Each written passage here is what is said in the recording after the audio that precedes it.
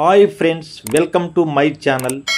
భారతదేశం, తెలంగాణ రాష్ట్రం, మెదక్ జిల్లా, నర్సాపూర్ మండలం పరిసర ప్రాంతాలలో అడవుల్లో తినడానికి ఆహారం లేక, త్రాగడానికి నీళ్లు లేక ఈ కొండెంగ అనేటువంటి ఒక జంతువు ఈ ప్రధానమైనటువంటి కూడలిలో వచ్చేసి చాలా హల్చల్ చేసింది. అయితే అడవిలో ఉంటే ఇది చాలా ప్రమాదకరమైనది.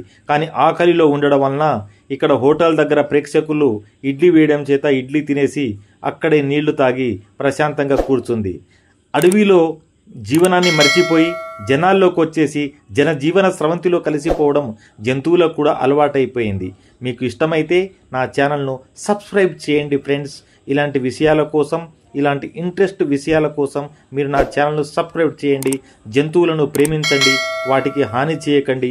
వాటిని కూడా మనం సంరక్షణ కేంద్రానికి పంపిద్దాం. Thank you.